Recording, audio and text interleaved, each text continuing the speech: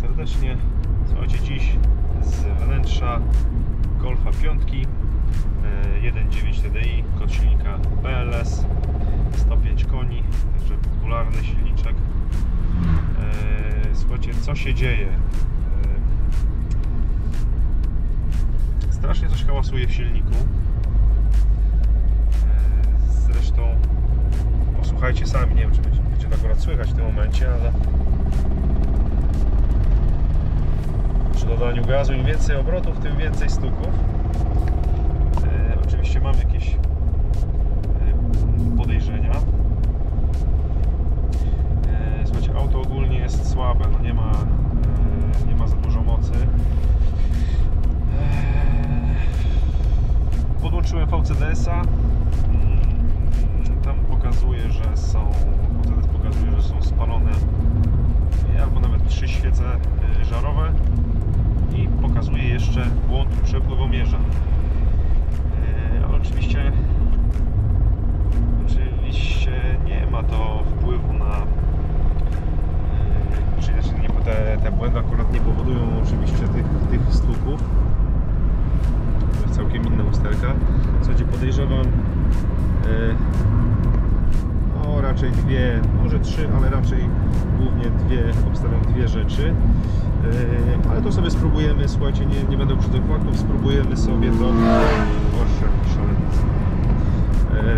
Spróbujemy sobie to razem, słuchajcie, zdiagnozować. Także słuchajcie, zaraz sobie wracam, akurat jestem na jeździe próbnej. Za chwilę sobie wracam na warsztat i już tam spróbujemy sobie podiagnozować, co tutaj się wyrabia. Także zapraszam na odcinek. Ale wariatów. Jedziemy.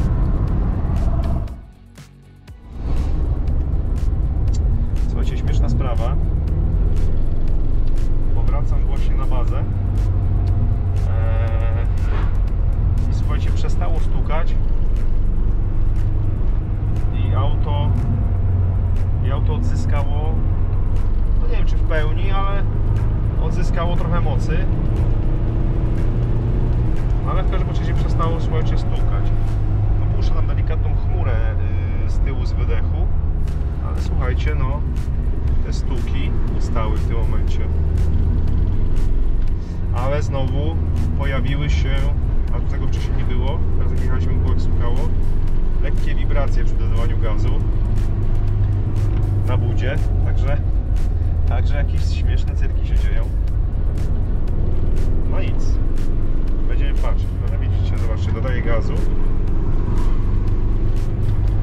Dobra, nie będziemy tutaj szaleć, ale stuki ustały, także no ciekawostka. Będziemy szukać.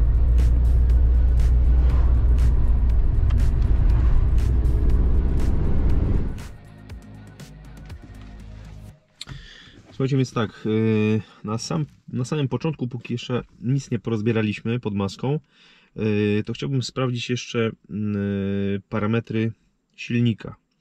Na pewno będę chciał zobaczyć, jak pracują pompowtryski, czyli tak, trzeba będzie w grupie 13 sprawdzić korekty pompowtrysków, w grupie 18 stan elektrozaworu pompowtryskiwaczy i w grupie 23 tak zwane bipy, które zaraz Wam wytłumaczę dokładnie, o co chodzi. Ale jeszcze wcześniej zerkniemy sobie na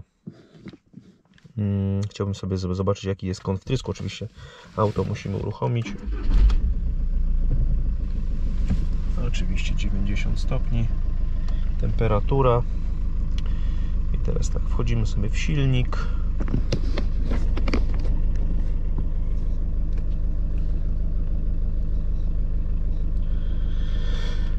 Kody błędów jeszcze Wam pokażę, czyli ogólnie mamy 4 kody błędów. Świeca zapłonowa cylindra pierwszego, cylindra trzeciego, cylindra czwartego. Także świecę mamy do sprawdzenia i miernik masy powietrza G70, błąd P0101. Ja sobie skasuję te błędy. Skasujemy, że błędy tutaj żaden nie powróciły. Błędy związane ze świecami na pewno powrócą przy odpaleniu zimnego silnika. No ale tak, wejdziemy sobie w bloki pomiarowe. W grupie czwartej na pewno musimy sobie zobaczyć kąt zapłonu, czyli kąt synchronizację wałka rozrządu. Tu widzimy, że jest wszystko w normie. Mamy na minusie 0,5 stopnia, więc jest jak najbardziej wszystko w porządku. I teraz tak, wchodzimy na grupę 13. Tutaj sprawdzamy sobie korekty na poszczególnych wtryskach. Ogólnie norma jest od około -3 do +3. Tu wszystko jest blisko zera, więc wygląda, że jest ok.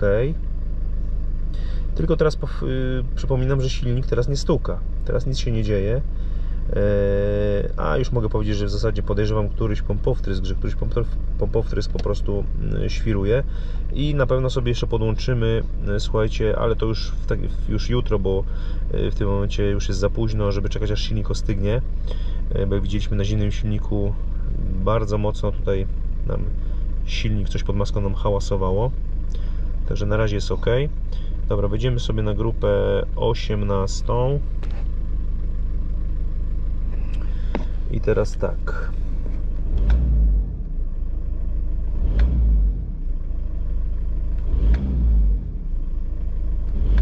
To jest status elektrozaworu.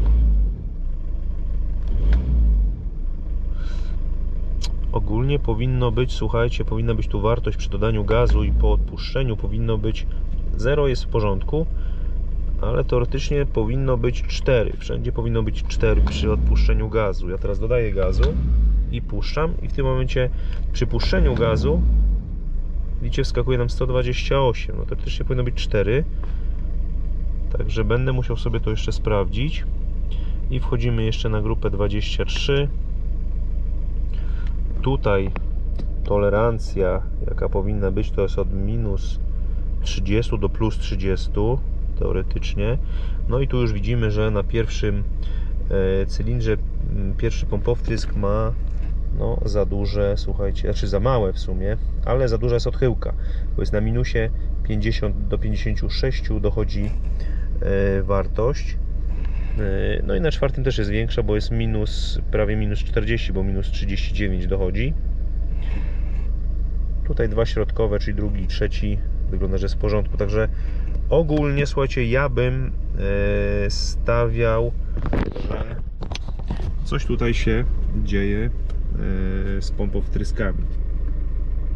Słuchajcie, pierwsze co zrobimy, ja jeszcze, słuchajcie, podejrzewałem tą taką dziwną pracę silnika.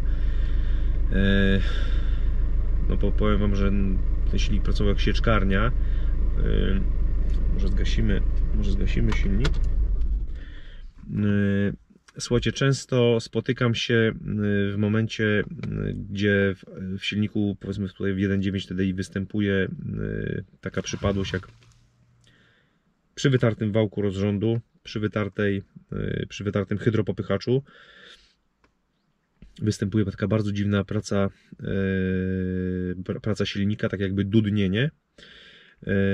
I często spotykam się również z tym właśnie, że przy okazji takiej pracy silnika również gdzieś tam trochę okopcony jest filtr powietrza. Zajrzymy sobie też do filtra powietrza. Na pewno będę chciał sobie zajrzeć pod pokrywę zaworów, ale pod pokrywę zaworów będę chciał sobie zajrzeć z dwóch powodów. Na pewno będę chciał skontrolować wałek również, bo mimo tego, że on teraz ten silnik nie stuka, to i tak moim zdaniem on nie chodzi za ładnie. I też trochę rzeczywiście to może gdzieś tak się wkomponowywać w tą usterkę z wytartym wałkiem, bo też to podejrzewałem.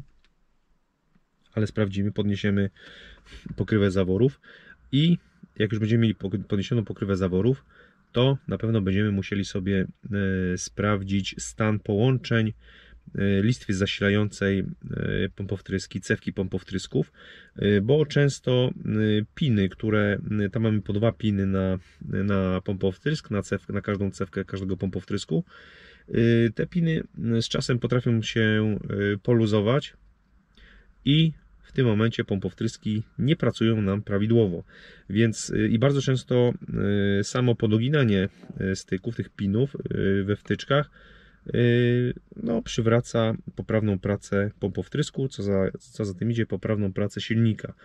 Więc na pewno zaczniemy od zajrzenia pod pokrywę zaworów. A nie wiem, czy też sobie po prostu profilaktycznie nie wykręcę jeszcze wkładu filtra oleju. To akurat nie jest duży koszt i sobie zobaczymy jak wygląda. Znaczy, nie jest duży koszt, jeżeli nawet mielibyśmy wymienić ten filtr na nowy. Nie wiem, kiedy tu olej był wymieniany. I sprawdzimy sobie, czy nie ma tam jakichś opiłków. Druga jeszcze sprawa, którą też bym chciał sprawdzić, to jeszcze chciałbym sobie zerknąć, bo widzę, że też jest, już wcześniej zauważyłem, że jest wyciek i spod pokrywy zaworów, i również jest wyciek spod pompy tandemowej, także pompę tandemową i tak będziemy musieli sobie zdemontować, bo na pewno będziemy wymieniali uszczelnienia. Przypuszczam, że tylko samą uszczelkę, tylko teraz nawet nie zwróciłem uwagi, czy tam jest metalowa, czy tam jest gumowy uszczelniacz. Ale jeszcze jedną rzecz musimy sobie zerknąć w związku właśnie z pompą tandemową.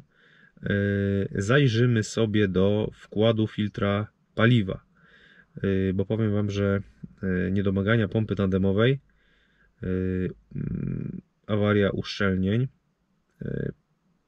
doprowadza do tego, że olej silnikowy miesza nam się z olejem napędowym, czyli z paliwem, i w tym momencie w obudowie wkładu filtra paliwa mamy zmieszany olej silnikowy właśnie z ropą, z paliwem, i po prostu filtr jest czarny, wszystko tam jest czarne. Także tam sobie zajrzymy. A słuchajcie, nawet nie wiem, czy rzeczywiście sobie i tak nie wyciągniemy 4 pompowtrysków na stół, bo przypuszczam, że tutaj nawet samo to, że auto ma już swoje lata, no to o-ringi, uszczelniacze na pompowtryskach również mogą nie wyglądać już za ciekawie, więc na pewno sobie jeszcze, myślę, skontrolujemy same pompowtryski, także tak czy siak je wyciągniemy i tak pewnie przyjdzie do wymiany uszczelniaczy. No dobra, słuchajcie, to tak pokrótce tyle.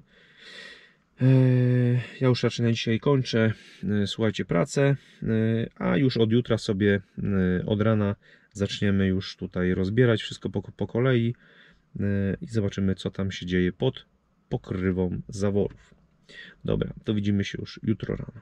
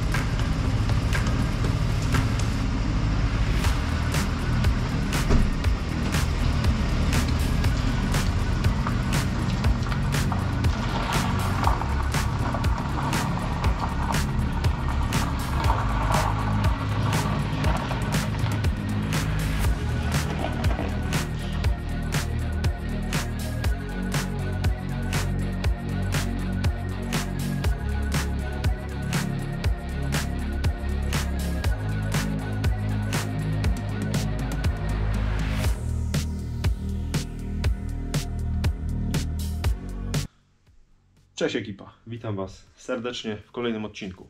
Słuchajcie, jest to odcinek jeden z 3 związany z naprawą silnika 1.9 TDI, kod silnika BLS 105-konne TDI. Słuchajcie, mamy tutaj tak naprawdę do usunięcia 3 usterki. Jedną usterką, z której jest robiony odrębny film, to wymiana uszczelniaczy na pompowtryskach. Słuchajcie, tutaj pompowtryski już są przygotowane do montażu, są wymyte, wyczyszczone, uszczelniacze są już powymieniane. No, uszczelniacze wiadomo, twarde jak kamień, powycierane, popękane, także nadawał się do wymiany. Został założone zestawy Boscha, do tego oczywiście oryginalne nowe śruby. I teraz tak, druga naprawa, to jak już widzicie, tutaj czeka wałek rozrządu. Także ten film akurat będzie związany i będzie opisywał wymianę wałka rozrządu. Tutaj mamy już dziurę w co najmniej jednej szklance, co najmniej w jednym hydropopychaczu. I trzecia naprawa z tej serii 3-odcinkowej to będzie regeneracja pompy tandemowej, ponieważ już tutaj w filtrze paliwa robi nam się niezła zupka, puścił już uszczelniacz, no i paliwo miksuje nam się z olejem silnikowym.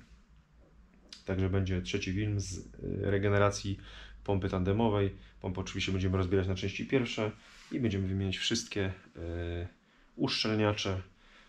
W zestawach są również śruby, ale o tym będzie trzecia część. Słuchajcie, ogólnie te 3 filmy będą się, w zasadzie głównie te 2 z wymiany wałka rozrządu i z popychaczy będą się troszeczkę zazębiać, ponieważ mamy tu oczywiście wspólny mianownik, którym są między innymi dźwignie pompowtrysków, ponieważ śrubami tutaj od dźwigni regulujemy, słuchajcie, pompowtryski. No i oczywiście to się ściśle również wiąże z wymianą wałka rozrządu. Także w jednym i w drugim filmie na pewno będzie wstawka z montażu tych dźwigni wrzucona. Oczywiście z instrukcją montażu, z momentami dokręcenia poszczególnych śrub. Także tutaj mówię, te filmy będą się troszeczkę zazębiać. Nie chcę robić, słuchajcie, jednego filmu. Przypuszczam, że mógłby wyjść troszeczkę długi, więc wolę to podzielić na 2 części, a trzecia część będzie właśnie z regeneracji pompy tandemowej. No więc dobrze, słuchajcie, w takim razie tradycyjnie nie przedłużamy. Słuchajcie, ja się biorę za robotę. Oczywiście musimy zacząć od zdemontowania rozpięcia rozrządu. Tutaj, słuchajcie, rozrząd zostaje stary. Jedyne co, to tylko wymieniam napinacz rozrządu, dlatego że tutaj właściciel auta zakomunikował, że rozrząd był wymieniany jakoś około roku temu, także nie chciałby go ruszać, więc tylko po mojej rekomendacji wymieniamy chociaż sam napinacz. No i tak. Dobra, słuchajcie, także ja sobie rozbieram co trzeba, puszczę Wam to w przyspieszonym tempie, a później jak już dojdzie do konkretów, to już Wam wszystko wytłumaczę, łącznie z ustawieniem rozrządu i no już całym tutaj montażem wałka i wszystkim tym, co wiąże się z tą naprawą. Słuchajcie, jeszcze tylko pokażę Wam części, które będziemy montować. Napinacz rozrządu SKF-a, oczywiście uszczelka pokrywy zaworów, panewki wałka rozrządu z Glico, zestaw śrub, to są oryginalne śruby montażowe do wałka rozrządu, obudów wałka rozrządu, simmering wałka rozrządu, hydropopychacze z INY, pudełka wiecznie są zaolejone. Także zestaw hydropopychaczy.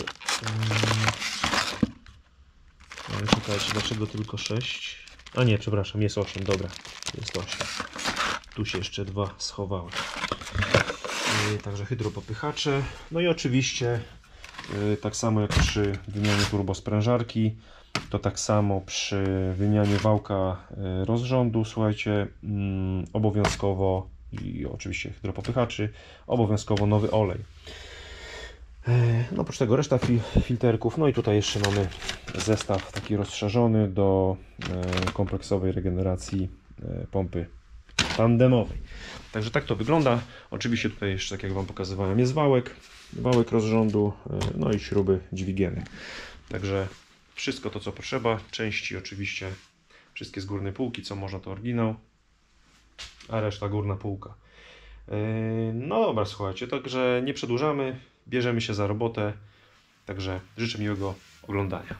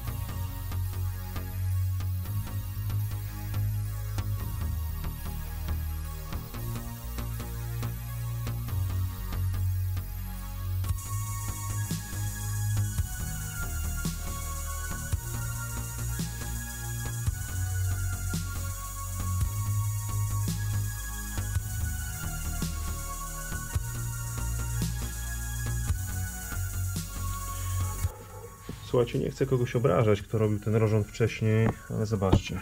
Tutaj brakuje śruby w sporniku. Nie ma śrubeczki.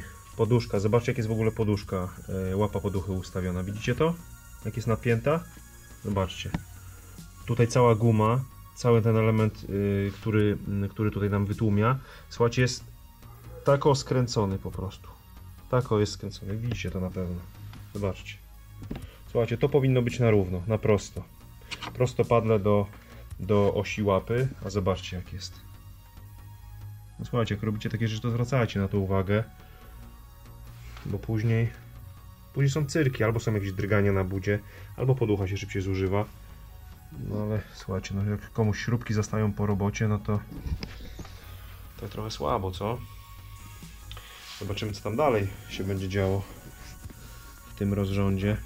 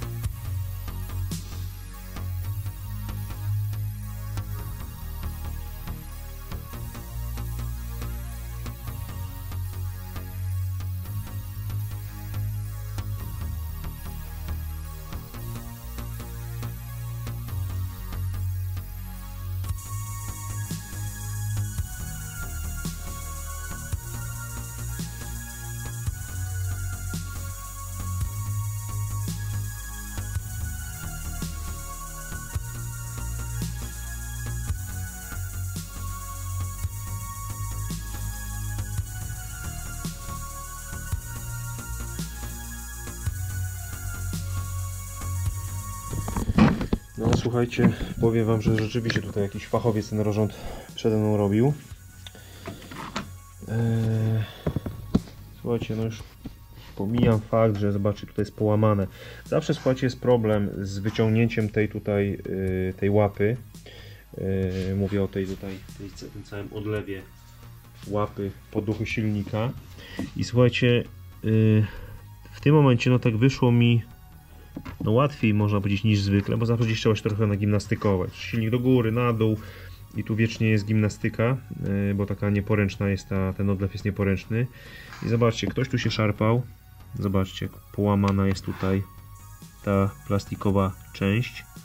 To powinno być takie no dotąd, prawda? Ten plastik powinien być dotąd cały, także ktoś to tutaj na siłę chyba szarpał tą łapę, połamał. Ale dobra, to mało tego. To już pomijam ten fakt, że tutaj śrub brakowało, że coś tam krzywo skręcona poducha, ale zobaczcie, co tutaj jest. Zobaczcie, co tutaj leży na rolce prowadzącej. Zobaczcie, no to mi wpadło. Zobaczcie, kawałki wygłuszenia. No ale to mało tego. Zobaczcie, co leżało tutaj, w tym miejscu, praktycznie przy samej łapie, gdzieś w okolicach napinacza, gdzieś tutaj, zobaczcie. Jakby to gdzieś się wkręciło, słuchajcie, w rozrząd, gdzieś pod pasek by to weszło. Jeszcze nie wiem, co tam będzie pod tą, chociaż tu już chyba nic nie będzie pod tą osłoną. Ale jakby to się wkręciło tam gdzieś w pasek, weszłoby pod zęby, no to słuchajcie, chyba nie muszę wspominać, co by mogło się podziać. Także powiem wam, że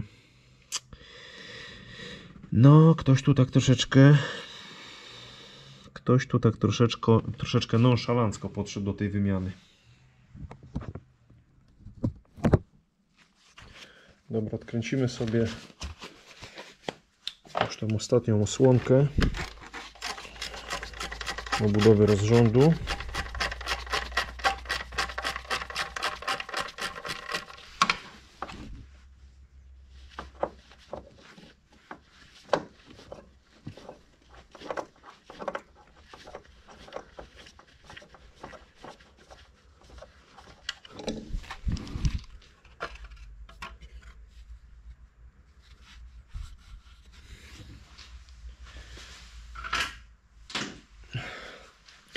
I słuchajcie, wstępnie sobie tylko tak z grubsza ustawimy sobie rozrząd, tak żebym tylko wał korbowy miał ustawiony.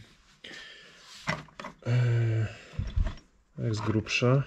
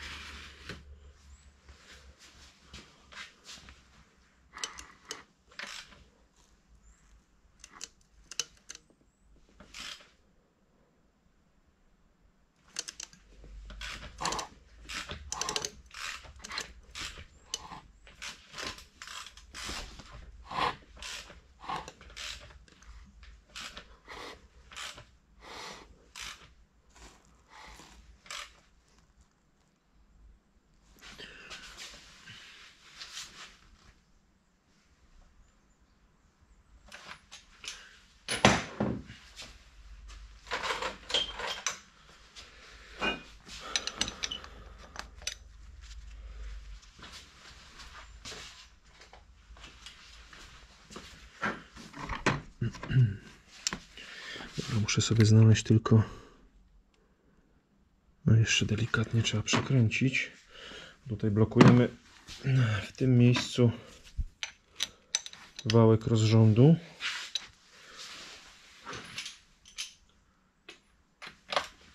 A jeszcze delikatnie muszę dosłownie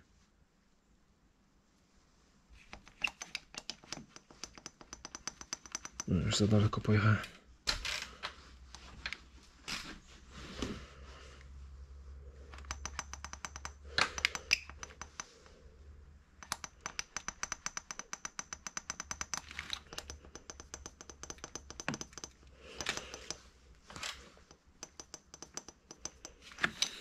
Co jest?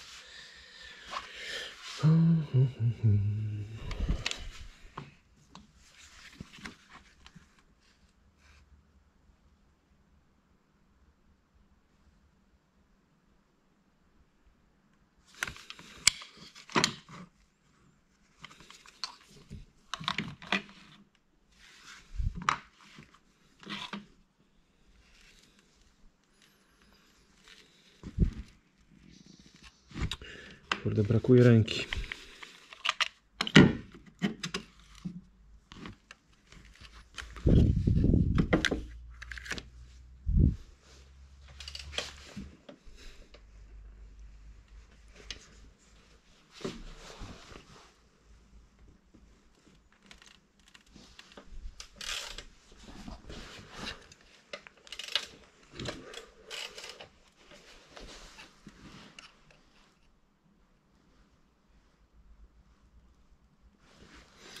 No gdzieś mniej więcej w tym miejscu powinien nam wychodzić pin. O, idealnie. Dobra, pin nam wszedł. Teraz tak, wypadałoby jeszcze grzebieniem sobie zablokować, ustalić wał korbowy. Teraz tak, tradycyjnie oczywiście nigdy nie wiem, który to jest grzebień, bo mam ich kilka. Chyba ten to będzie. Dobra, zobaczymy.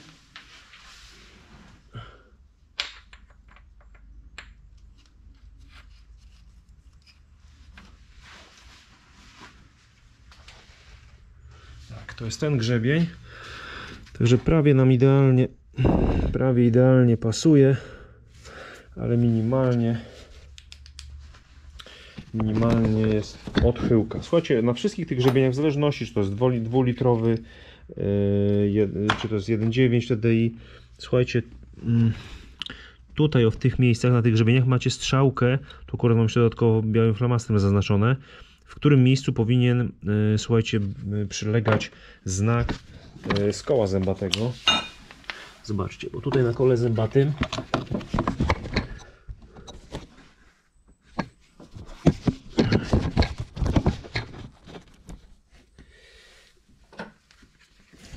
w tym miejscu, słuchajcie, mamy taki trójkącik, no, na strzałkę i na blokadzie mamy, na grzebieniu mamy strzałkę.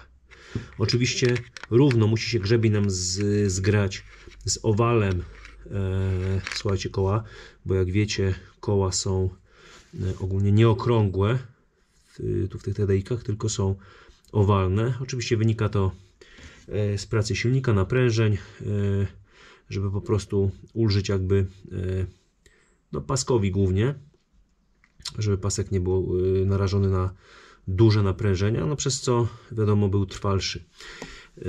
Także tak, zgrywamy oczywiście sobie te dwa znaki. Oczywiście tutaj grzebień ma również, słuchajcie, tu wypustkę, która ma nam tutaj trafić tam w taką dziureczkę, w okienko. Oczywiście to wszystko jest jasne. O, także zęby muszą być idealnie, słuchajcie, zgrane tutaj po tym półkolu, nazwijmy to. Także rozepniemy sobie rozrząd. Rozepniemy sobie, słuchajcie, rozrząd i wtedy dopiero sobie zgramy idealnie już tutaj wał z wałkiem. No wiadomo, oczywiście wałek wyrzucamy. Później przy montażu pokażę Wam, jak to wszystko poprawnie zgrać.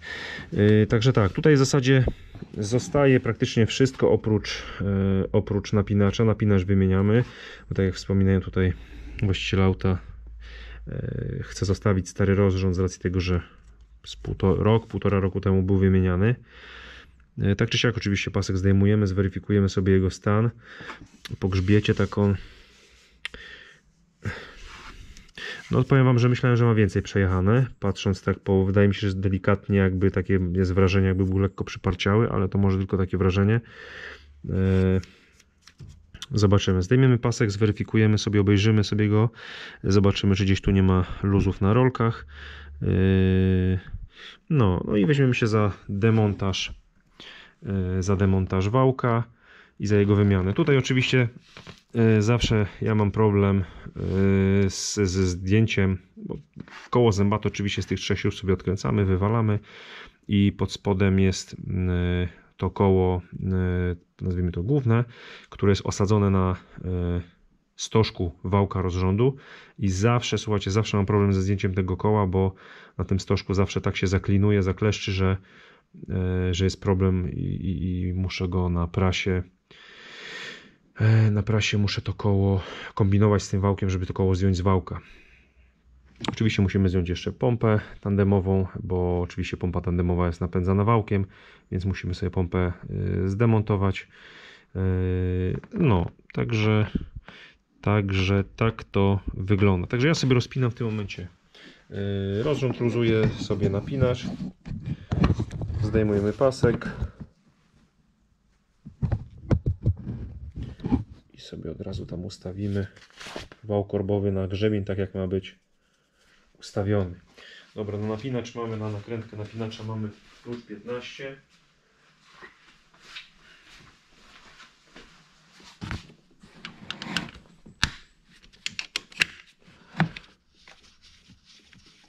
Już sobie to wywalamy. I słuchajcie, ja sobie jeszcze wywalę rolkę prowadzącą. Od razu sprawdzimy sobie w ręku łożysko tej rolki.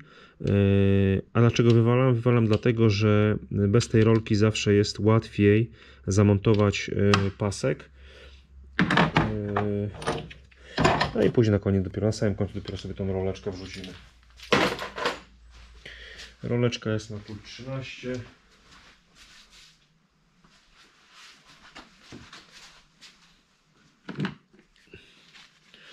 Także sobie roleczkę od razu też zdemontujemy.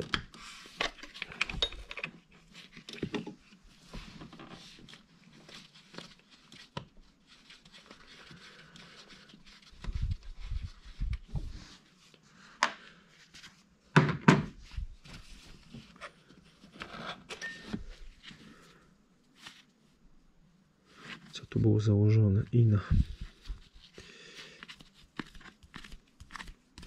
Nie, rolka jest spoko.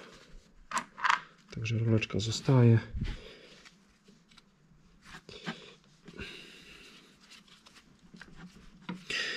Słuchajcie, zluzujemy sobie od razu te 3 śrubki na klucz 13. Dobra, sobie zablokujemy kluczem 18.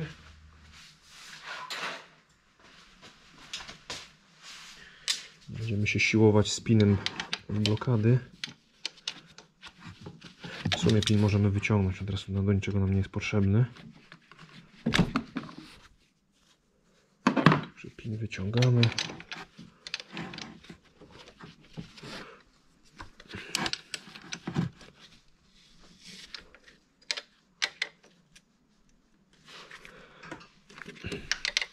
Na wałku, słuchajcie, na stożku wałka jest klin, więc koło wałka rozrządu może być tylko i wyłącznie ustawione w jednej pozycji, więc tutaj nie ma, słuchajcie, problemu żadnego.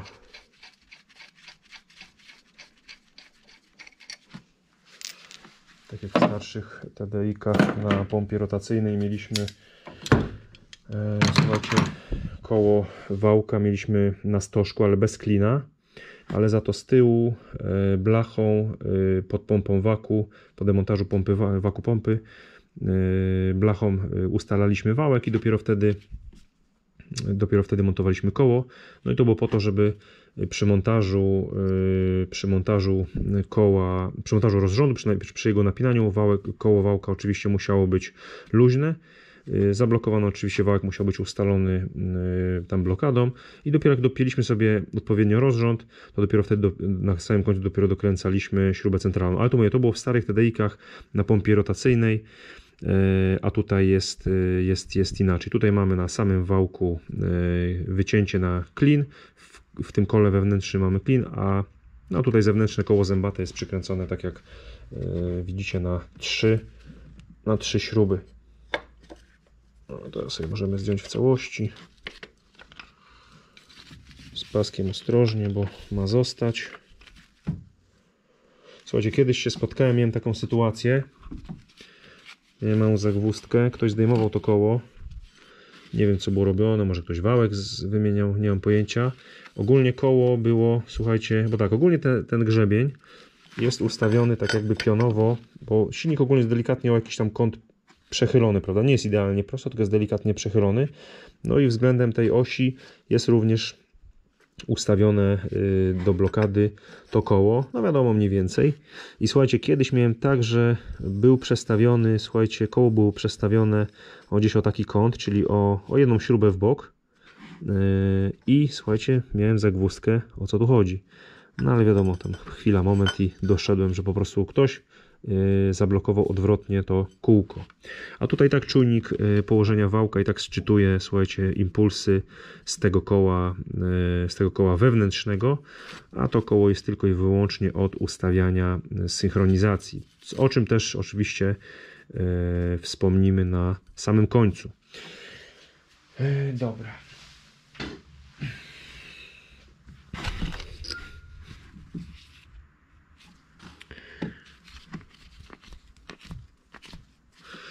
Teoretycznie, słuchajcie, napinacz może i mógłby zostać, ale teoretycznie, słuchajcie, jest taka zasada, że raz napiętego napinacza, który już sobie gdzieś tam trochę pojeździł, nie powinno się napinać drugi raz, no bo po prostu może puścić i no nie ma już pewności, że ten napinacz będzie trzymał tak jak powinien.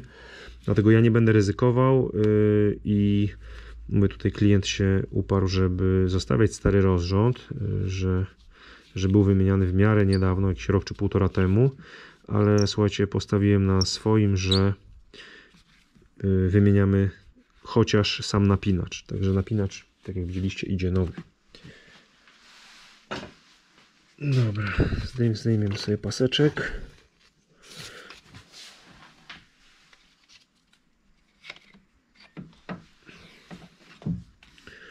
Oczywiście żadnymi flamastrami, niczym tu nie marzemy. Nie ma takiego, ale zobaczcie, ktoś tu sobie, jak ten pasek wymieniał, to sobie flamasterkiem pomazał. Pasek INA. I słuchajcie, co zawsze powtarzam. Słuchajcie, jak pasek wyciągacie z pudełka, nigdy go nie zginajcie tak, żeby go po prostu zgiąć. Zaraz wam pokażę na pasku PK.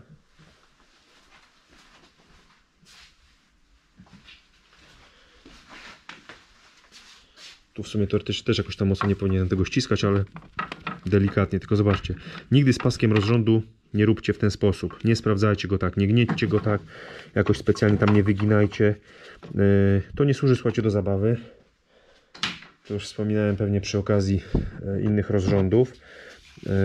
Nie wolno tego robić, słuchajcie. Paski rozrządu mają, słuchajcie, są zbudowane w ten sposób, że mają specjalne włókna. One ogólnie są wytrzymałe na rozciąganie, ale słuchajcie, na zginanie są mało odporne i są kruche. I w tym momencie, kiedy powiedzmy zegniemy ten pasek mocniej w ten sposób, tak go ściśniemy, no to w tym momencie włókna potrafią pęknąć i ten pasek oczywiście już jest mocno osłabiony. On już nie będzie miał takiej wytrzymałości jak oryginalny, jak powinien mieć.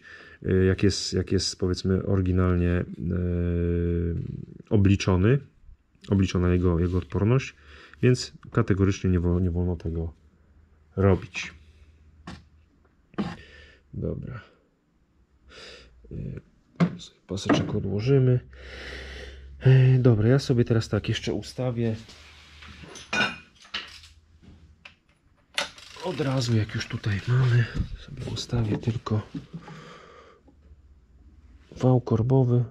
O, widzicie, i blokadka nam wskoczyła. Tutaj chodzi o to właśnie. Pyk, tutaj. Nie dość, że na zębach mamy ustawione, tutaj na znaku jest ustawione na kole zębatym i na tym grzebieniu, na tej blokadzie, to jeszcze blokada tutaj musi wejść, tutaj słuchajcie, w ten tutaj otwór w bloku silnika. No to dobra, pompa, no, luzów nie ma.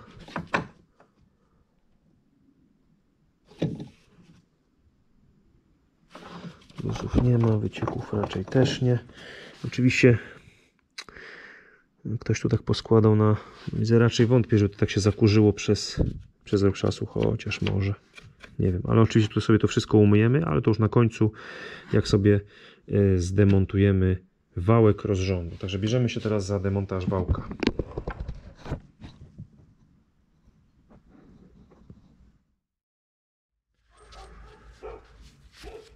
No dobra, słuchajcie, bierzemy się za demontaż pompy tandemowej. Słuchajcie, będą potrzebne nam takie klucze jak S-Pline M10 i S-Pline M8. M8. I tak, tutaj słuchajcie, mamy dwie śruby na M8 z tej strony i tutaj z tyłu, i na M10, przepraszam, a na M8 mamy tu i na dole pod króćcem tutaj układu chłodzenia. Tam jeszcze nie wiem, czy ja dojdę tym pinem, tym bitem, czy będę musiał coś tam pokombinować, bo czasami, bardzo często jest tak, że po prostu ten króciec nam tutaj przeszkadza. Także zobaczymy, ale słuchajcie, najpierw spróbuję sobie wypiąć sobie przewody. Tutaj zobaczcie, ktoś tutaj coś tutaj już kombinował, to już wcześniej pokazywałem przy okazji pompowtrysków. Ktoś tu, słuchajcie, zdjął obejmkę z króćca, z węża, przesunął ją tutaj i nie założył, także fachowiec.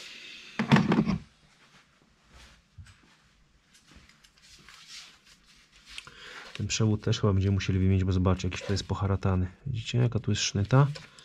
Także ja tu się z nim jakoś tam specjalnie chyba pieścić nie będę.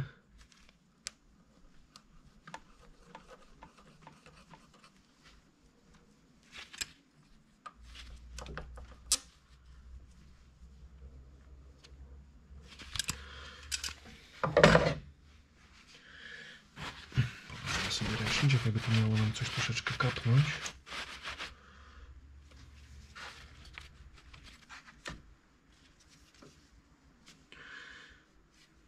Dobra, nic nie kapnęło.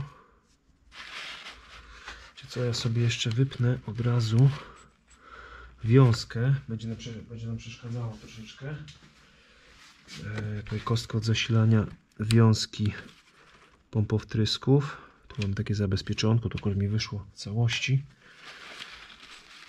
I przekręcamy sobie odwrotnie do ruchu wskazówek zegara. I wyciągamy sobie wtyczkę. Także nie będzie nam tu przeszkadzać. Odłożymy sobie ją na bok. I od razu mamy lepsze już dojście do dolnego węża i do dolnej tutaj obejmki. Też ją oczywiście zdejmujemy.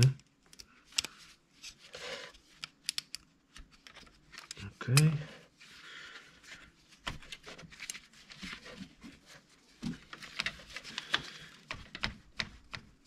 I zdejmujemy wężyk.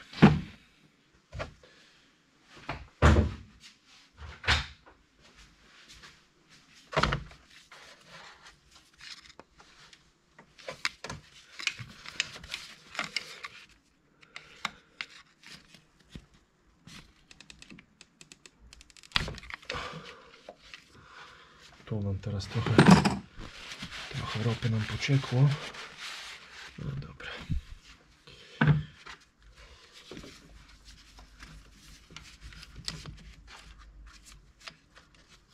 No i dobra.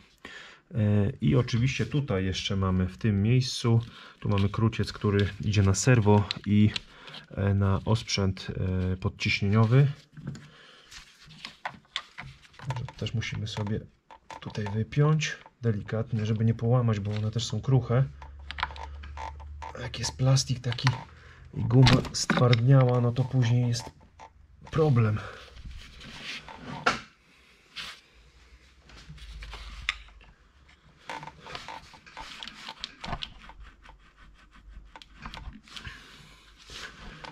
Powoli, ale schodzi. O, dobra. Ok. No i dobra, spróbujemy sobie teraz odkręcić pompiczkę. Także tutaj z tyłu mamy z tej strony jedną śrubę. O. Kurczę, kamera mi leci.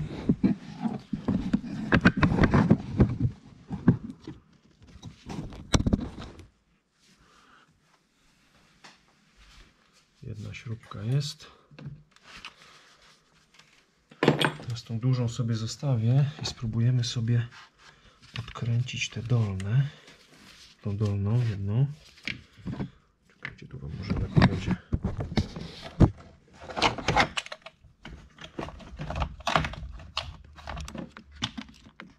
Dobra. Wyszła.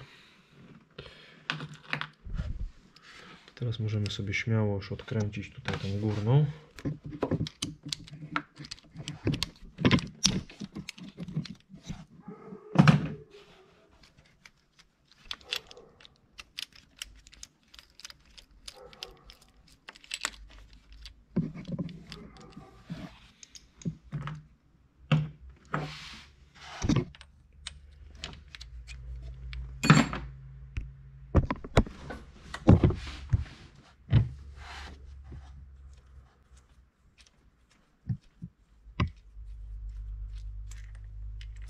Ok.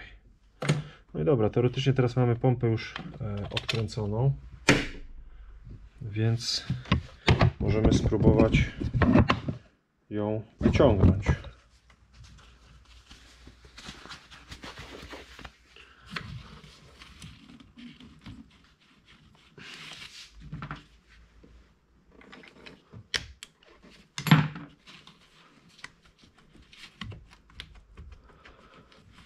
Wyszła. Także widzimy, że dosyć mocno tutaj się lało spod pompy. Wszystko jest tam, słuchajcie, z tyłu pod pompą zalane. Także pompę rzucamy na stół i zaraz będziemy ją w następnej kolejności regenerować.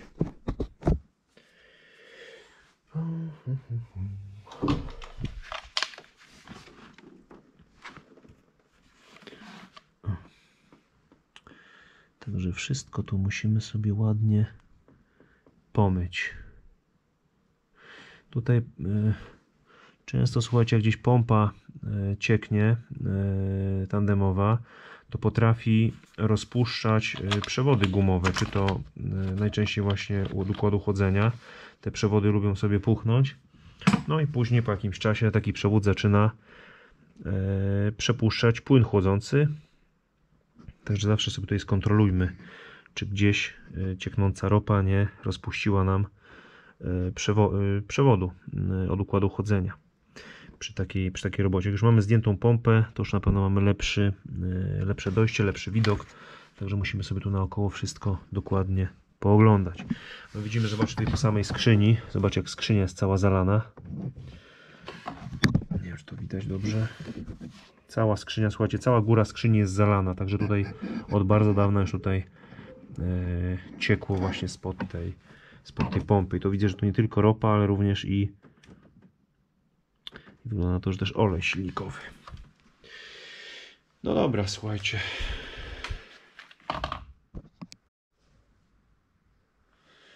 Dobra, odkręcimy sobie teraz, a nie, najpierw sobie jeszcze zrobimy jedną rzecz. Podepniemy sobie tylko tą pokrywkę obudowy filtra paliwa. Złożymy sobie ją na bok. Bo tutaj w tym momencie teraz nam tu przeszkadza. Włożymy sobie ją tu.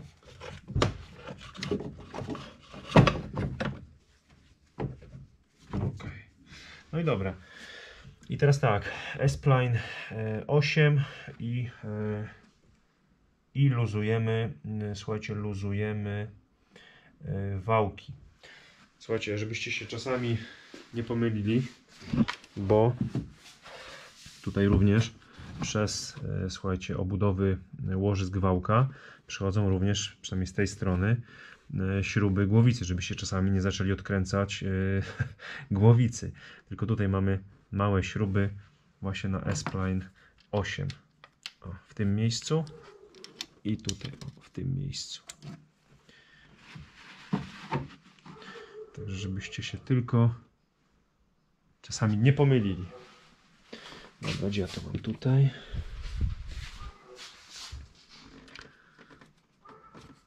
Ok. Dobra, to jedziemy.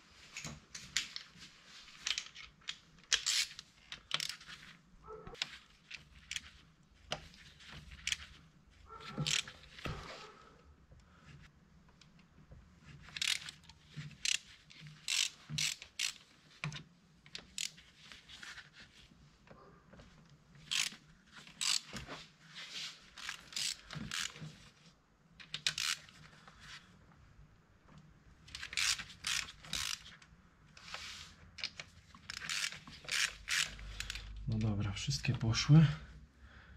Tylko tutaj ta coś świruje. Czemu ona, co robione jest?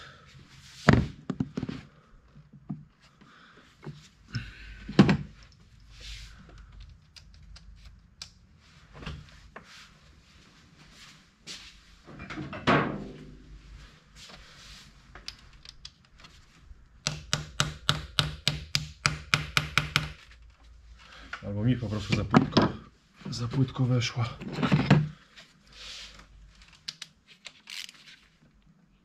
O, dobra, poszła.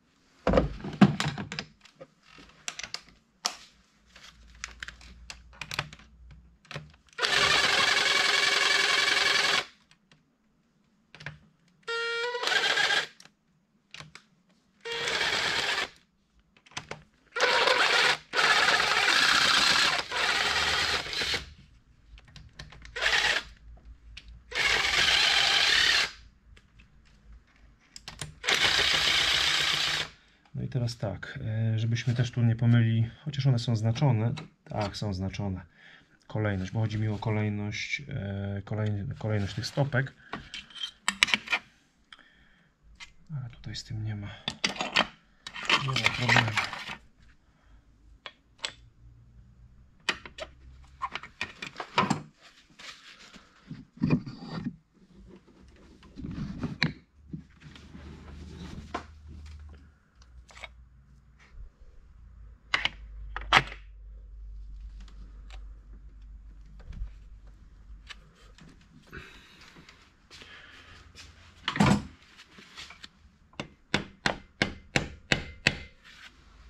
Przykleiła się.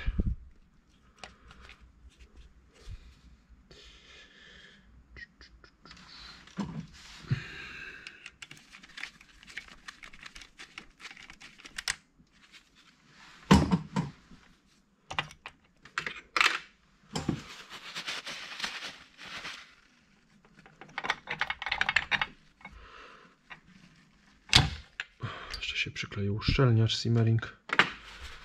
Dlatego tak stawiała opór. No i dobra, poczekajcie teraz tak. Mam miejsce na stole? Nie, muszę sobie miejsce zrobić na stole.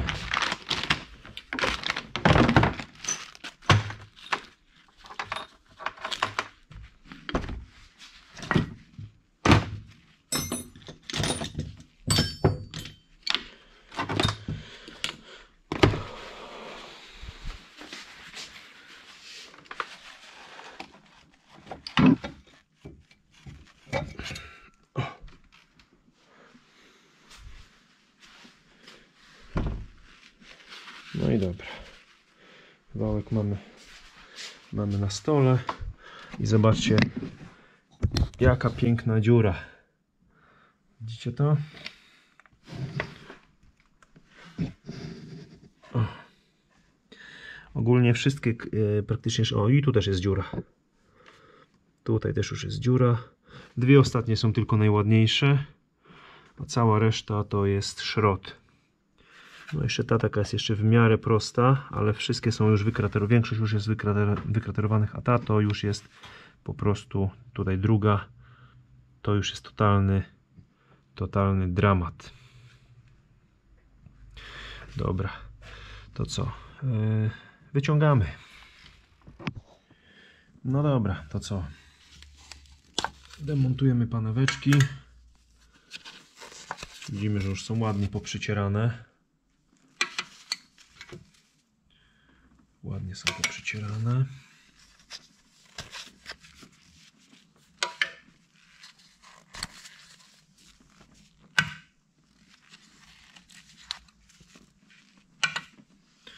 No i nasze szklaneczki piękne, hydropopychacze.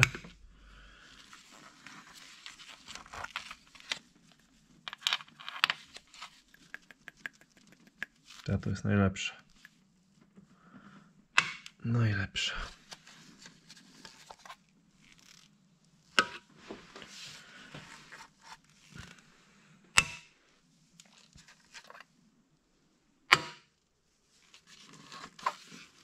A ta jest druga w kolejności, też jest dziura.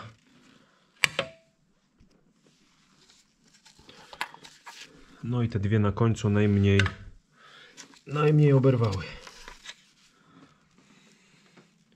Jakby wszystkie były takie, jak te, to auto by ładnie jeździło. A tutaj zobaczcie, wszystkie te, no ta jeszcze taka jest w miarę. Ta jest jeszcze taka w miarę. A tutaj te wszystkie to już jest dramat. Tutaj w tych też już zaraz byłyby dziury. W tej już też zaraz by była dziura. W tej może za chwilę. W tej też już... No ta, aha, tej jest, dobra.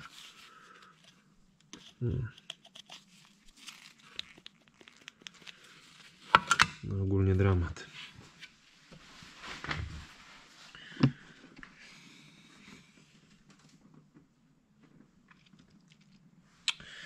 Okej.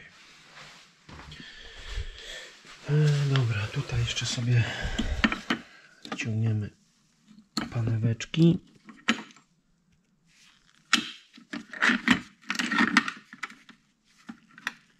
No dobra, to sobie za chwilkę wyciągnę i tak to muszę wszystko pomyć. Także wszystko to sobie muszę tu wyczyścić, pomyć.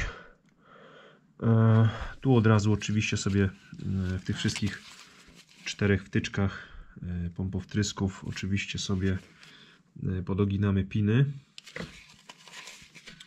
Podoginamy sobie tutaj piny, no ale tu już widzicie, że główną przyczyną, słuchajcie, właśnie tego kulawego chodzenia silnika, no to właśnie były te wytarty wałek i wytarte hydropopychacze. No tutaj na tym pierwszym cylindrze, no to już był w ogóle dramat. To dziwne, że on w ogóle... Znaczy wiecie co, ja w ogóle się zastanawiam się w ogóle, jak to się działo, że on na tym pierwszym cylindrze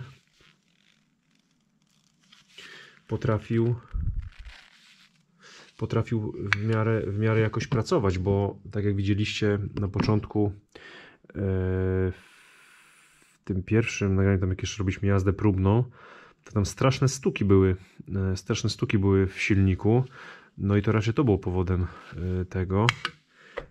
Podejrzewałem wtrysk, ale tutaj mamy raczej to była ewidentna przyczyna. No i właśnie ciekawi mnie, co się tutaj stało, że on, powiedzmy sobie, odzyskał. Że on sobie odzyskał, że tak powiem, prawidłową pracę.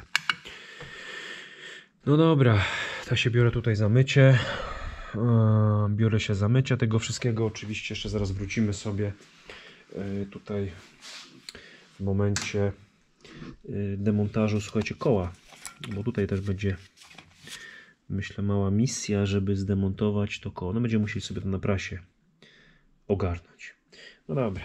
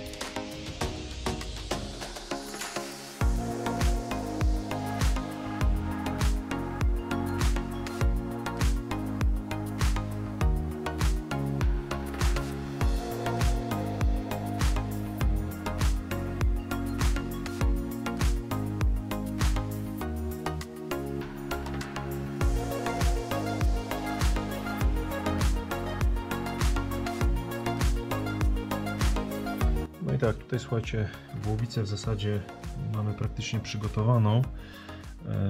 Panewki są zamontowane, hydropopychacze już również siedzą na swoich miejscach.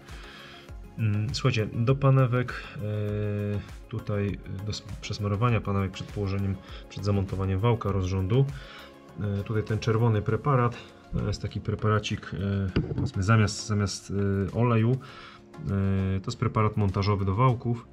Oczywiście jak zrobicie to, posmarujecie panewkę olejem silnikowym, też będzie dobrze, no ale ten preparat ponoć jest lepszy, on tak troszeczkę inną konsystencję ma, taki bardziej lepki jest, no przystosowany do tego. Oprócz tego też słuchajcie, szklanki również sobie troszeczkę tym preparatem też tu z wierzchu przesmarowałem. No i oczywiście tutaj obudowy łożysk wałka rozrządu również już w obudowach mamy zamontowane nowe paneweczki i również są tym samym preparatem tutaj przesmarowane. Słuchajcie, w imadle mam już zamontowany wałek rozrządu. Słuchajcie, spróbujemy sobie odkręcić śrubę centralną, zobaczymy, czy ona w ogóle pójdzie.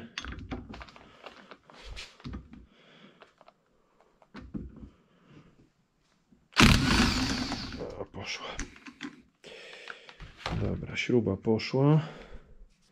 Już odkręcona, oczywiście klucz 18. No i to, co mówiłem, teraz musimy się pobawić, słuchajcie, na prasie ze zrzuceniem tego koła z wałka. No bo tutaj jest na stożku, jeszcze jest klin. No i to się zawsze gdzieś tutaj zakleszczy.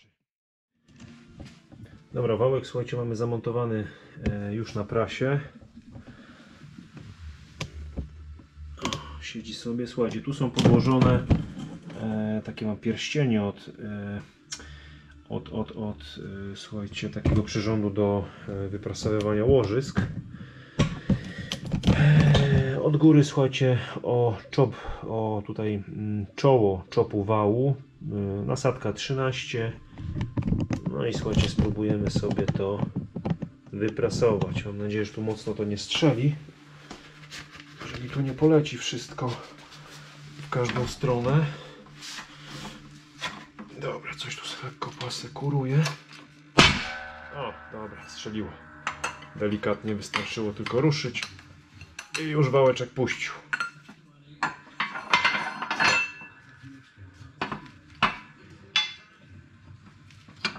O, i kółeczko zdjęte. I po robocie.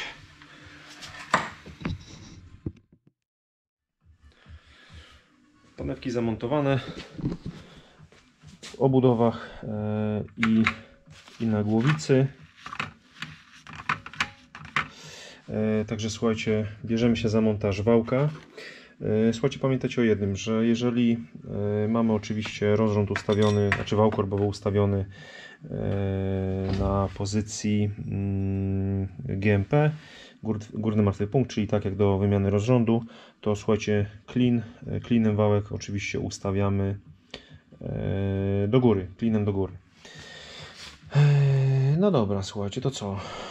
Ja sobie jeszcze delikatnie tutaj szmatką czystą przetrę wałek, żeby nie było żadnych tutaj zanieczyszczeń, chociaż nie ma, ale na wszelki wypadek, i będziemy sobie montować wałeczek. Słuchajcie, pamiętajcie, że no, oczywiście to będę musiał sobie jeszcze rozsmarować równomiernie ten preparat po panewkach. I pamiętajcie, że jak będziecie przykręcać, oczywiście momenty wszystkie Wam podam w newtonometrach, jakimi mają być dokręcane poszczególne elementy, ale pamiętajcie, słuchajcie, że przy dokręcaniu obudów łożysk wałka musicie pamiętać o tym, żeby po prostu śruby przykręcać równomiernie. Nie, że na maksa przykręcicie jedną obudowę, później drugą, tak po kolei, tylko po prostu pomalutku, dosłownie pomalutku, żeby ten wałek po prostu siadał równomiernie, czyli poza jedną delikatnie sobie dokręcamy, kasujemy luz i po kolei wszystkie, no i później pomalutku wszystkie sobie dokręcamy już do finalnego jakby no dokręcenia. Dobra, słuchajcie, to ja Wam to puszczę w przyspieszonym tempie i później jeszcze omówię proces montażu.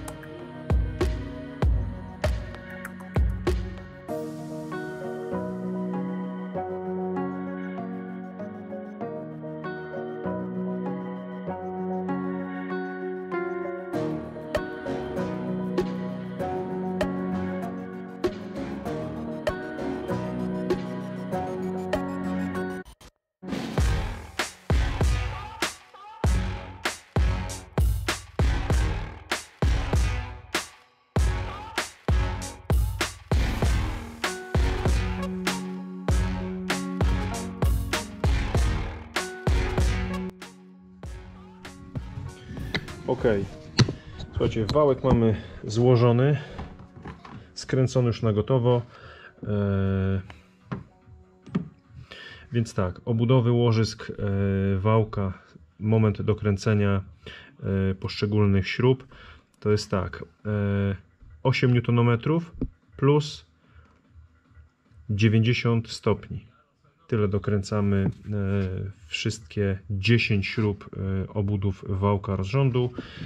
Jak widzieliście, założony został nowy simmering pod koło zębate wałka rozrządu.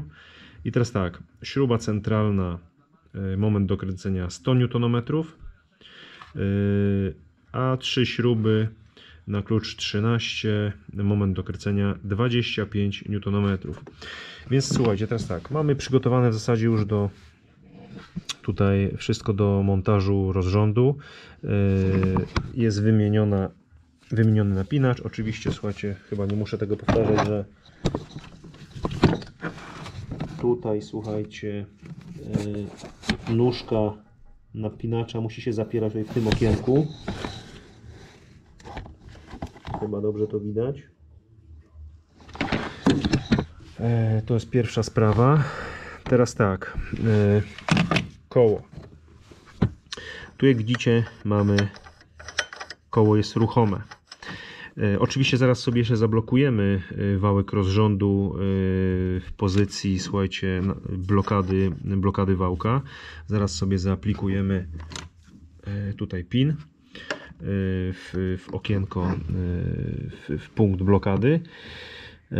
Jak już tak, wał korbowy oczywiście mamy zablokowany. Wał korbowy mamy zablokowany przez grzebień, dolną blokadę rozrządu. Tutaj sobie zablokujemy za chwilkę wałek. Jak już będziemy mieli zablokowany wałek, to w tym momencie będziemy mogli sobie już zakładać pasek.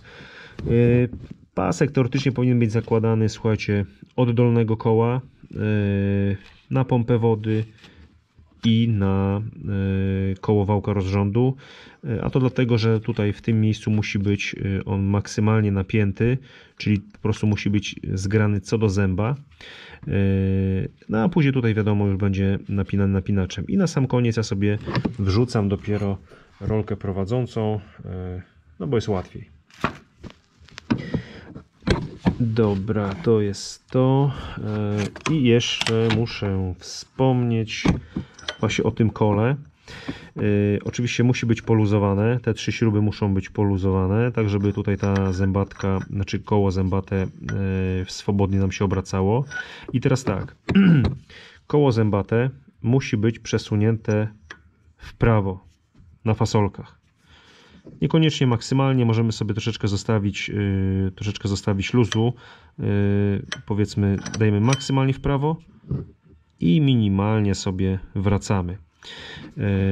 To jest po to, żebyśmy mogli sobie, żeby napięcie, żeby pasek, który będzie napinany przez napinacz, koło mogło nam skompensować napięcie paska, czyli nie przestawi nam wałka rozrządu, czyli po prostu koło zębate ustawi się odpowiednio po naciągnięciu paska i dopiero później dokręcamy te 3 śruby. Później oczywiście sobie na sam koniec jeszcze komputerem sprawdzimy VCDS-em ustawienie kąta synchronizacji wałka rozrządu. Jeżeli mamy na blokady, teoretycznie powinno być wszystko ok, ale różnie to bywa. Czasami się zdarza tak, że delikatnie trzeba skorygować ten rozrządzik, kąt synchronizacji.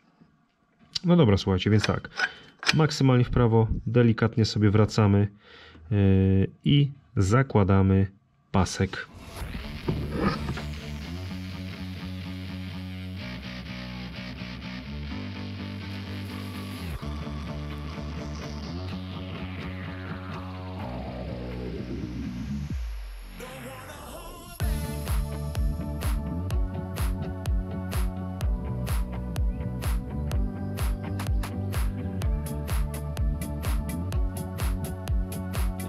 Przyszedł czas w tym momencie na dopięcie rozrządu. Oczywiście tak, jeżeli mamy już zmontowane wszystkie elementy rozrządu, Ja jeszcze wrzuciłem tam na dół rolkę prowadzącą. To możemy właśnie przystąpić do napinania rozrządu. Słuchajcie, na czym będzie polegało napinanie? Pierwsza rzecz. Na początku musimy sobie wrzucić zawleczkę. I teraz tak, przeciągamy sobie maksymalnie w prawo, maksymalnie w lewo do wyczuwalnego oporu. I tak z 2-3 razy. Wyciągamy zawleczkę. I w tym momencie, słuchajcie, korzystając z odnośników, czyli tej wskazówki, tego wycięcia, musimy zgrać po prostu tą wskazówkę z tym wycięciem. Kręcąc, słuchajcie, imbusem, szóstką tutaj włożonym w otwór w napinaczu, kręcimy w prawo i słuchajcie, zobaczcie, jak zachowuje się w tym momencie tutaj ta wskazówka. Widzicie, ona się ma zgrać z wycięciem. W tym momencie powinniśmy sobie dokręcić kluczem 15 tutaj nakrętkę napinacza i 3 śruby na kole wałka rozrządu. I teraz tak, jeszcze chciałbym pokazać Wam jeszcze jedną rzecz. Zobaczcie, po to zostawiliśmy tutaj odkręcone te śruby, aby przy napinaniu napinacza, zobaczcie, jak to koło delikatnie będzie pracować.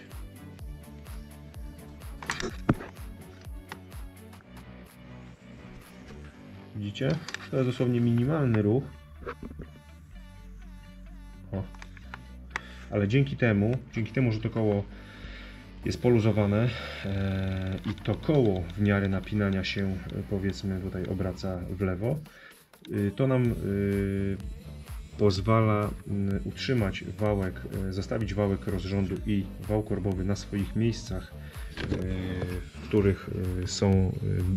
których są zablokowane, i tylko samo koło nam się obraca, kompensując właśnie to napięcie tutaj paska między wałkiem a wałem korbowym, a później, jeżeli będzie potrzeba, no to na tym jeszcze, na tych 3 śrubach, na tym kole zębatym będziemy mogli sobie jeszcze poprawić, jeżeli oczywiście, tak jak mówię, jak będzie potrzeba, synchronizację wałka rozrządu.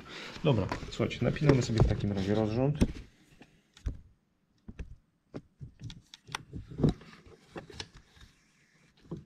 Ok. Dojeżdżamy tu i kluczem 15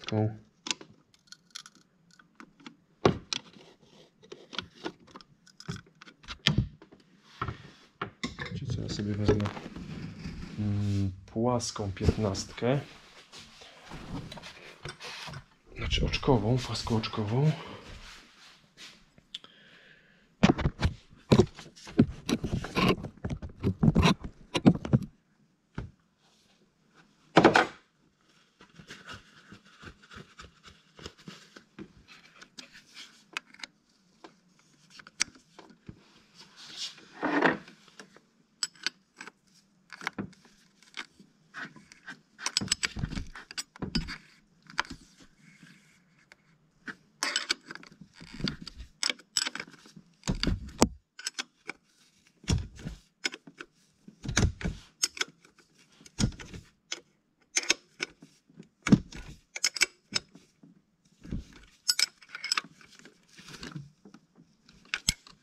Wstępnie sobie dokręcamy i słuchajcie, teraz tak, dokręcamy sobie wstępnie napinacz tak, żeby nam się nie ruszył. Jeszcze nie dokręcamy go tutaj na gotowo.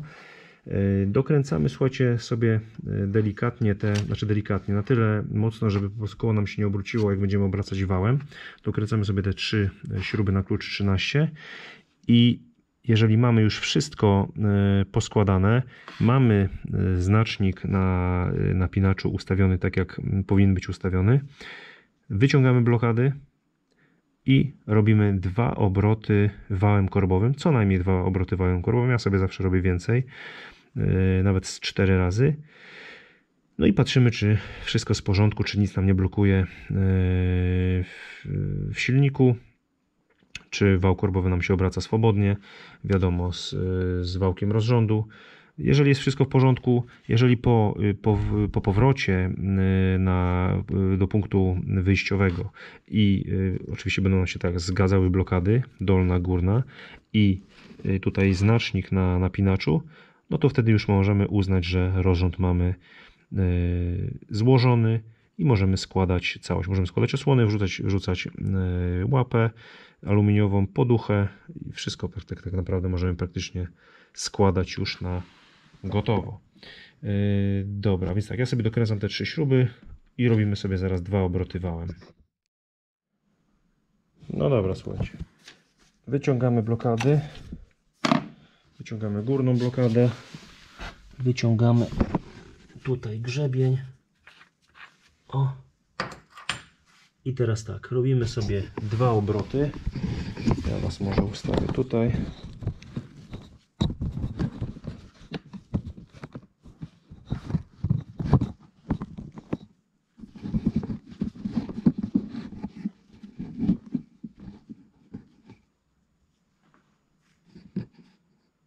Okay.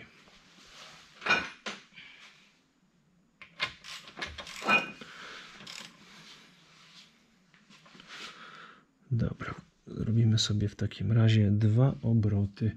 Tylko ja sobie jeszcze tutaj, żebym miał troszeczkę przejrzyściej, to sobie zrobię tylko tutaj na ząbku znaczek markerem, żebym wiedział, gdzie dokładnie dojechać. Już się bateria wyładowuje w lampce. No i dobra. Bo tej strzałki na kole dokładnie nie widać, więc sobie zrobiłem taki mały znaczek. No dobra, to jedziemy teraz 2 obroty, co najmniej 2 obroty wałem korbowym.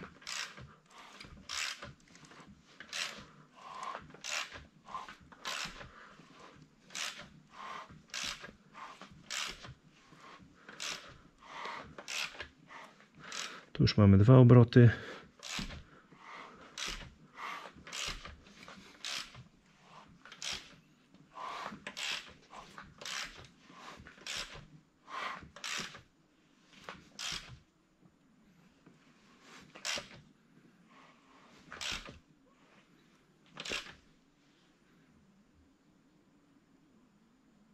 I tu mamy w sumie już 4 obroty. Dobra, spróbujemy sobie teraz zablokować wał i wałek. O, dobra, tu mi blokadka weszła. Teraz zobaczymy, czy wejdzie mi blokadka na koło wału korbowego. O, idealnie. Słuchajcie, mamy idealnie. Zobaczcie, tam blokada weszła idealnie, tu blokada weszła nam idealnie i napinacz mamy ustawiony idealnie. To teraz tak, dociągamy napinacz, dociągamy te 3 śruby. Te 3 śruby, z tego co pamiętam, po 25 Nm. I teraz tak, napinacz chyba 25 plus 45 stopni. Wiecie co, na obudowie chyba rozrządu nawet powinien być. Moment. Tak, mamy tutaj. Tu zawsze Volkswagen umieszcza. Zobaczcie, 20 Nm plus 45 stopni. Także to jest moment dociągnięcia napinacza. Dobra, to bierzemy teraz klucz dynamometryczny, ustawiamy 20 Nm i kąt 45 stopni.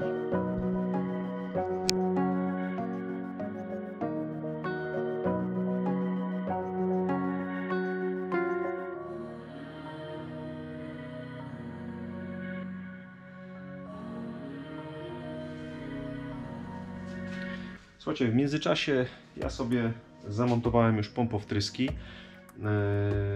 Wcześniej sobie oczywiście wymieniłem uszczelniacze, przygotowałem sobie gniazda w głowicy pod montaż pompowtrysków.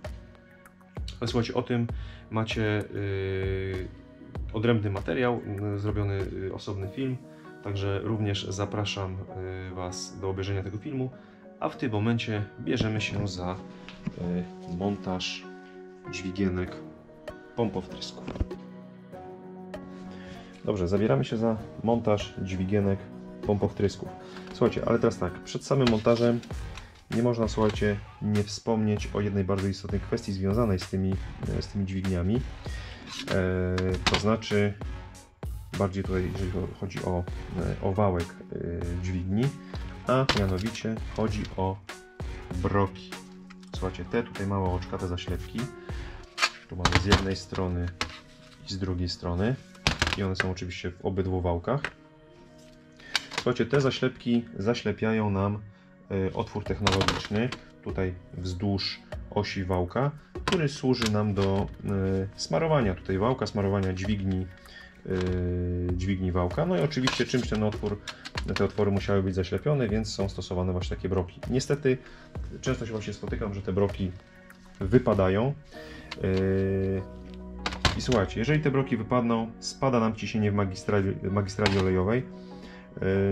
Do czego to może doprowadzić? Chyba nie muszę wspominać. Zacierają nam się różne elementy silnika przy małym ciśnieniu oleju. No i niestety, słuchajcie, później wynikają z tego problemy. Co można z tym zrobić? Słuchajcie, są w sumie dwa sposoby na to. Niektórzy, jeżeli już wypadną te broki, to te otwory zaspawują. Wszystkie, niektórzy nawet gdzieś profilaktycznie, powiedzmy, zaspawują te otwory, powiedzmy, jak robią coś przy pompowtryskach. Ja, słuchajcie, robię coś innego. Ja, słuchajcie, te broki zaklepuję. Nie wiem, czy to będzie dobrze widać. Zobaczcie, punktakiem zaklepuję tutaj, słuchajcie, robię dwa punkty. Moim zdaniem zupełnie wystarczająco. Nie wiem, czy to kamera akurat wyostrzy, ale jest wystarczająco zaklepane, aby ten brok nie wypadł. Także w tym wypadku, słuchajcie, wszystkie broki siedzą na swoim miejscu. A ja jeszcze Wam pokażę, gdzie ja najczęściej, słuchajcie, znajduję te broki. Najczęściej te broki znajduję, powiedzmy, ja Wam pokażę, jak siedzi, powiedzmy, dźwigienka.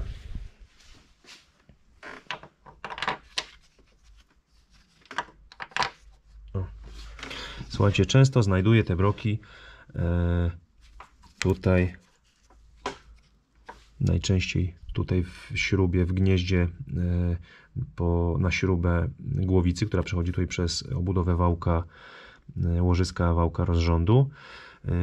Rzadko, bo rzadko gdzieś znajduję je, powiedzmy, tutaj poza tym obrębem, ale z reguły właśnie one gdzieś tutaj znajduję je właśnie tutaj w tych otworach po śrubach mocujących głowicę do bloku silnika. Dobrze, słuchajcie, tu mamy wszystko. Aha, dobrze, bo tu jeszcze muszę zaklepać dwa. Ten wałek już mam, słuchajcie, zrobiony. Także tutaj zrobiłem sobie 3 punkty, tutaj są 2 punkty, ale 2 punkty w zupełności wystarczą. Także tutaj w zasadzie mamy już ten wałek gotowy do montażu i sobie przygotujemy tylko jeszcze tutaj ten.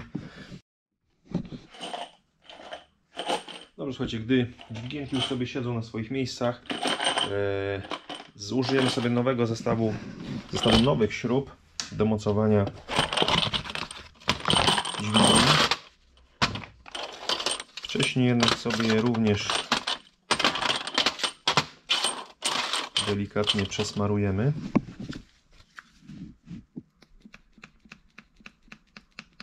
Tu tylko końcóweczki i troszeczkę tutaj pod łebkami.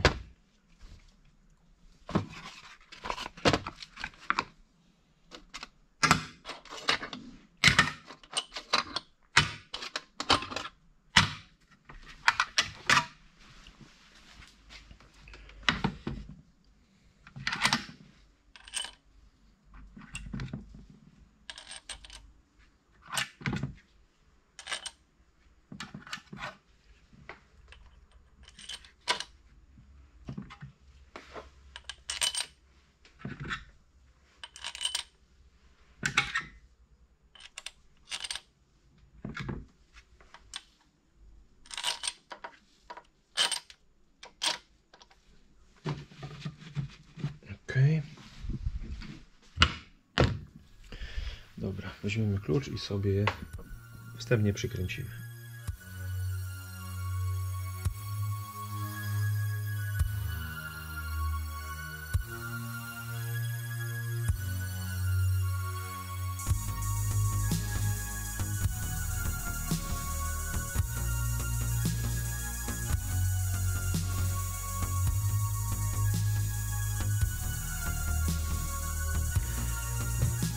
Także dźwigienki, słuchajcie, mamy już zamontowane.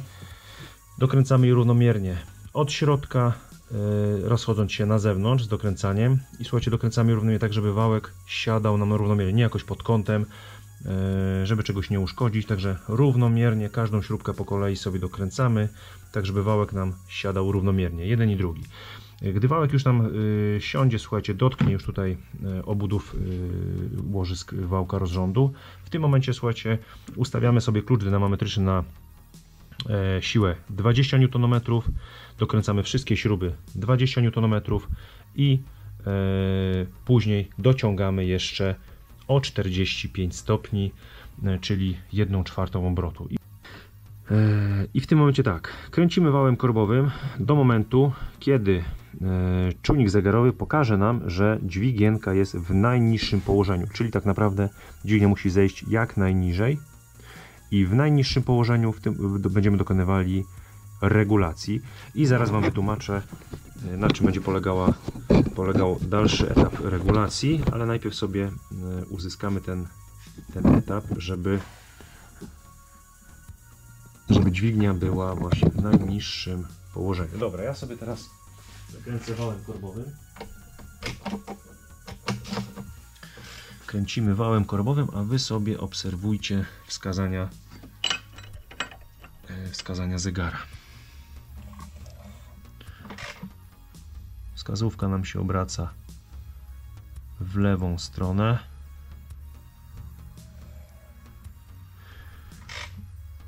W momencie, kiedy wskazówka się zatrzyma, w tym momencie, to oznacza, że ja dalej kręcę kołem. Dobra. W tym momencie oznacza to, że dźwignia jest w najniższym położeniu. Kiedy mamy już dźwignię w najniższym położeniu, wtedy właśnie przy pomocy imbusa szósteczki, słuchajcie, wkręcamy tą śrubę regulacyjną do momentu, kiedy poczujemy, słuchajcie, charakterystyczny opór. Oczywiście można byłoby jeszcze bardziej dokręcić, ale w tym momencie, jeżeli to zrobicie, istnieje ryzyko, oczywiście nie wolno tego robić, istnieje ryzyko, że uszkodzimy pompowtrysk, więc tylko i wyłącznie dokręcamy do momentu wyczuwalnego oporu. No nie sposób tego przegapić. I teraz tak, kiedy już mamy śrubę regulacyjną wkręconą do oporu, w tym momencie, znaczy tak, procedura podaje, instrukcja podaje, że powinniśmy tak naprawdę wykręcić tą śrubę regulacyjną o 225 stopni. Później trzeba autem trochę pojeździć i jeżeli będą jakieś niedomagania związane właśnie z pompowtryskiwaczami, z ich pracą, co sprawdzam oczywiście na parametrach testerem diagnostycznym, lub wyczuwalne jakieś, powiedzmy, niedomagania podczas jazdy, to wtedy wracamy do procedury regulowania pompowtrysków i przeregulowujemy na 180 stopni. Także zrobimy sobie 225 stopni, czyli wracamy sobie o ten kąt. No to przyjmijmy, że tutaj mamy 180 stopni. 180 stopni i brakuje nam jeszcze 45 stopni. Czyli jeżeli tutaj mamy 90, no to mniej więcej w tym, poczekajcie, tak, tu, to nie, tutaj, w tym miejscu będziemy mieli 45 stopni. I w tym momencie dociągamy sobie kluczem 18 tą nakrętkę. Tu jest, z tego co pamiętam, moment 30 Nm. Ja sobie to dokręcam na czuja. Tu już się nie bawię w newtonometry.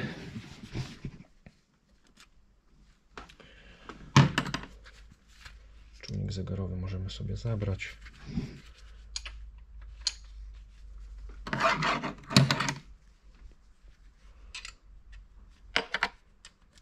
Oczywiście klucz sobie zostawiamy, żeby nam się przy dociąganiu nic nie przestawiło.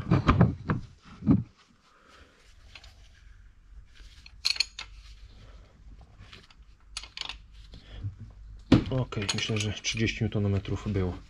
No i słuchajcie, i tak robimy z pozostałymi 3 pompowtryskiwaczami. Dokonujemy takiej samej regulacji, także ja już to też sobie zrobię w przyspieszonym tempie, nie będziemy przedłużać filmu.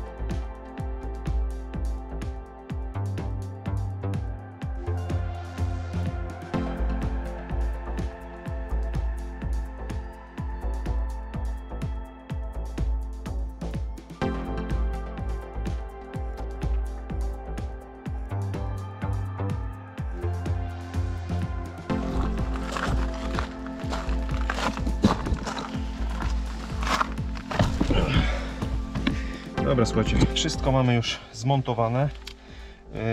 Ja już sobie, słuchajcie, VCDS-em posprawdzałem błędy. Tu są jeszcze coś jest ze świecami żarowymi, więc pewnie są popalone, tego nie sprawdziłem jeszcze. Ale tak, słuchajcie, na pewno tutaj już nie mówię przy pompowtryskach, ale przy samym zdjęciu pompy tandemowej, słuchajcie, będzie na pewno bardzo duży problem, żeby odpalić auto za pierwszym razem. Na pewno trzeba będzie go długo pokręcić. A słuchajcie, spróbujemy sobie troszeczkę ten czas skrócić poprzez aktywację pompy paliwa. I słuchajcie, pompę paliwa aktywujemy sobie tutaj z pozycji VCDS-a. Wejdziemy sobie w nastawy podstawowe i tutaj mamy zakładeczkę aktywacja pompy paliwa. No i dobra, słuchajcie, damy sobie on-off. Słyszymy, że pompa chodzi.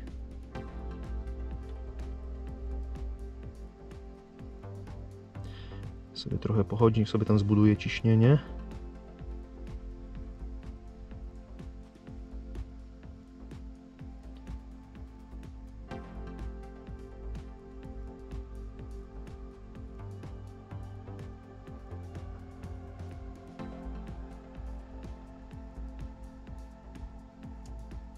Dobra, sama się wyłączyła w tym momencie.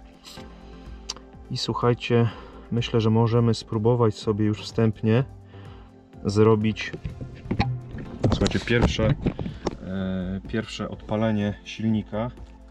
Dobra. No dobra, słuchajcie, to co? Próbujemy sobie odpalić. Zobaczymy, czy coś z tego będzie. Tu oczywiście jeszcze mamy błędy związane tutaj z tym, że był akumulator odpięty. Tym się zajmiemy za chwilę. Zresztą przejedziemy się, na pewno to pogasną nam niektóre błędy. Dobra, uwaga.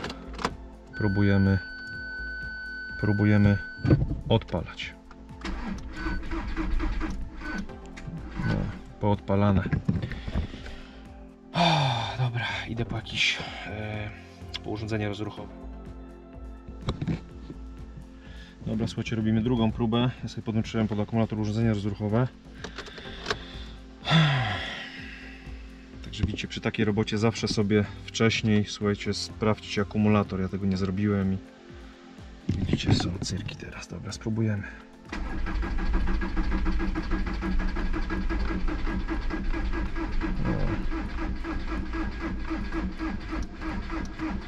No niestety.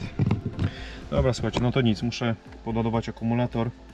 Jak podładuję akumulator, będziemy sobie próbować dalej.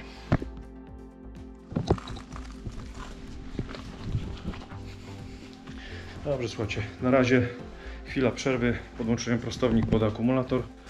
Niech się troszeczkę podładuje. Jak się podładuje, będziemy próbować go ponownie odpalać. No niestety akumulator tutaj też pozostawia wiele do życzenia. Dobra, słuchajcie, akumulator się troszeczkę chyba podładował. Także spróbujemy sobie jeszcze raz go odpalić.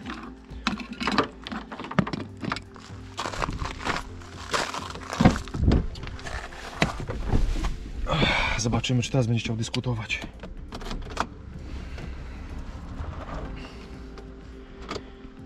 Pewnie te spalone świece teraz też mu nie pomagają przy odpaleniu. Znaczy, mówię, temperatura jest plusowa, więc... Dobra, próbujemy.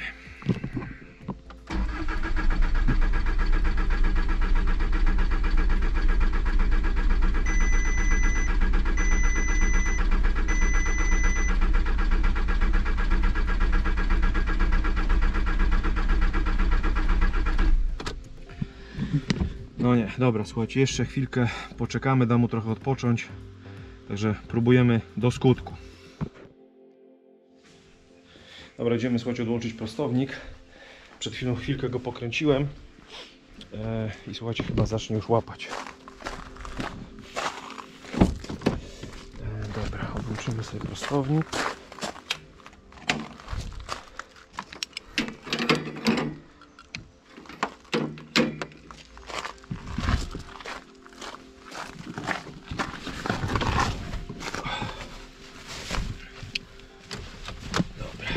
Ładował porządnie. jakąś załapać.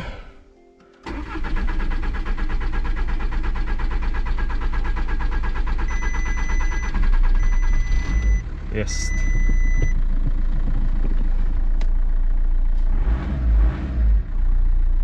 No teraz słuchaj, że o niebo lepiej chodzi jak wcześniej.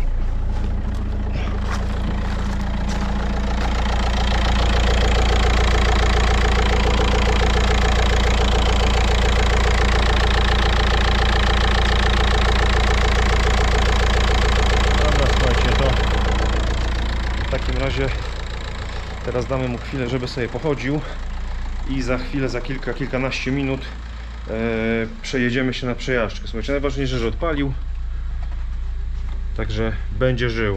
Także teraz trzeba będzie troszeczkę nim pojeździć, zagrzać go jeszcze raz, podłączyć komputer, sprawdzić synchronizację, sprawdzić parametry pompowtrysków.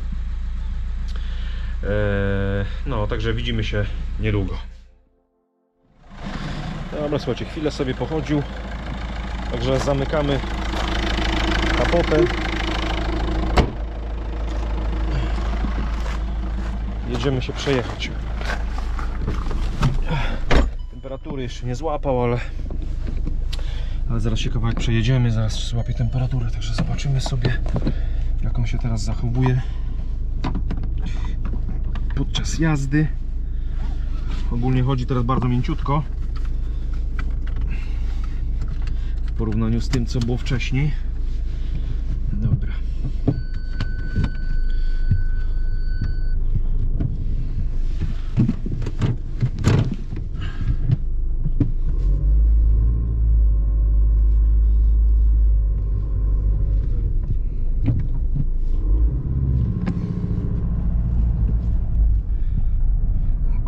Związane z trakcją już nam zniknęły.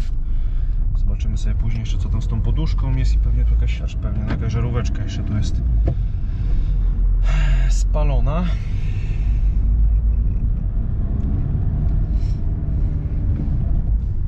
No ale silniczek bardzo ładnie pracuje teraz, naprawdę.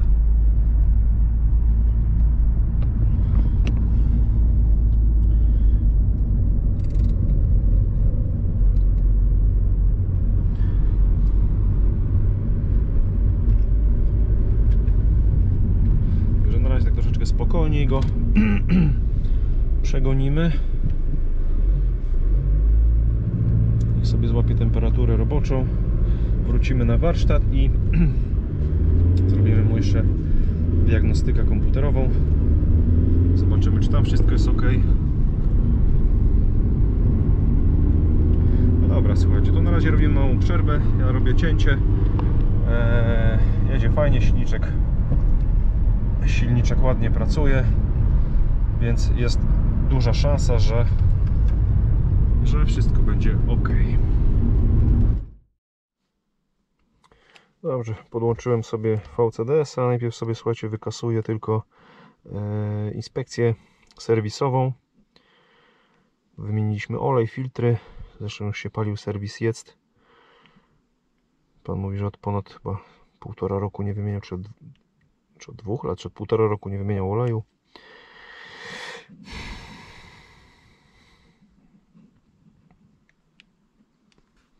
Dobra, inspekcja wyzerowana i teraz tak, wchodzimy sobie w silniczek.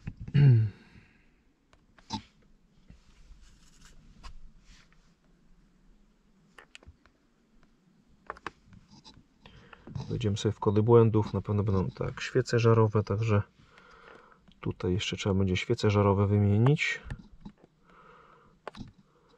Tu akurat system nas informuje. Skasujemy, ale to i tak sobie to się pojawi z powrotem przy następnym zimnym odpaleniu. Dobra, więc teraz tak, odpalamy sobie auto.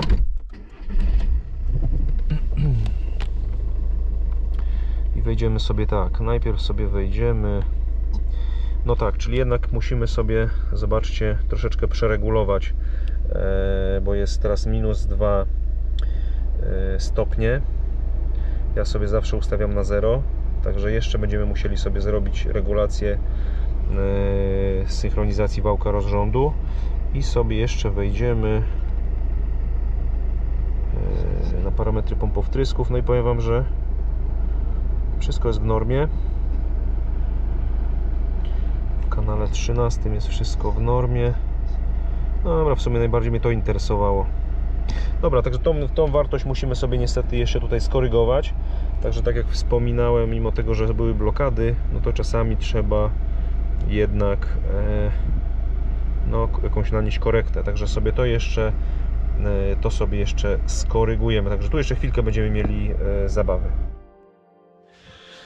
Słuchajcie, teraz tak, żeby ustawić prawidłową synchronizację wałka rozrządu, słuchajcie, musimy się dobrać tutaj do górnego koła wałka rozrządu. Oczywiście zdejmujemy osłonę górną rozrządu i teraz tak, potrzebujemy dwóch kluczy.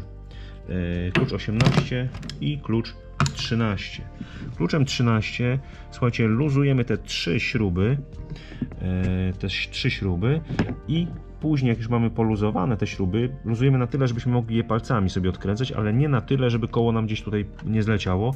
Koło musi być na swoim miejscu. Chodzi tylko o to, że jak mamy poluzowane te trzy śrubki, to w tym momencie zakładamy klucz 18 na tą tutaj śrubę centralną i w tym momencie regulujemy w zależności od potrzeby. Albo wałek przekręcamy w prawo, albo przekręcamy wałek w lewo. To są dosłownie minimalne ruchy z naszej strony, dosłownie po milimetrze. Że słuchajcie, ja sobie teraz poluzuję te trzy śrubki i sobie delikatnie, dosłownie słuchajcie, bardzo delikatnie, ja sobie nawet czasami znaczę białym markerem, słuchajcie, tutaj znaczki na tym zewnętrznym kole i wewnętrznym. Odniesienie, słuchajcie, gdzie miałem, o ile mi koło powiedzmy poszło, ale tutaj myślę, że tego chyba teraz nie będziemy robić. Tu mniej więcej widzę, jakaś jest taka kreseczka odciśnięta, więc mniej więcej sobie widzę, ale wy możecie sobie zaznaczyć, bo to dosłownie są, naprawdę regulujcie sobie po milimetrze, nie że przesuwacie, nie wiem, tam pół centymetra w jedną czy w drugą stronę, bo fasolki w rzeczywistości nam na to pozwolą. To są dosłownie minimalne ruchy po milimetrze. Także słuchajcie, ja to sobie teraz zrobię i zobaczymy, co z tego wyjdzie. I teraz słuchajcie, taka szybka jeszcze dla Was podpowiedź. Jeżeli mamy, słuchajcie, wartość, tak jak tutaj mamy wartość minusową, no to słuchajcie, musimy sobie, wiadomo, bardziej dojechać do plusa. Czyli słuchajcie, w tym wypadku kluczem 18 przekręcamy sobie wałek rozrządu tak jakby bardziej w prawo, znaczy nie bardziej, tylko w prawo, jakbyśmy chcieli go troszeczkę przyspieszyć, czyli dać go na plus. Jeżeli mamy wartość minusową i chcemy plusową, jeżeli chcemy dać bardziej na minus, no to w tym momencie wałek, tak jakby stojąc oczywiście przed rozrządem, wałek przekręcamy, słuchajcie, w lewo w tym momencie, jeżeli mamy na plusie, tak jakbyśmy chcieli wałek opóźnić. No, także jeżeli chodzi o samą regulację, to tak to wygląda.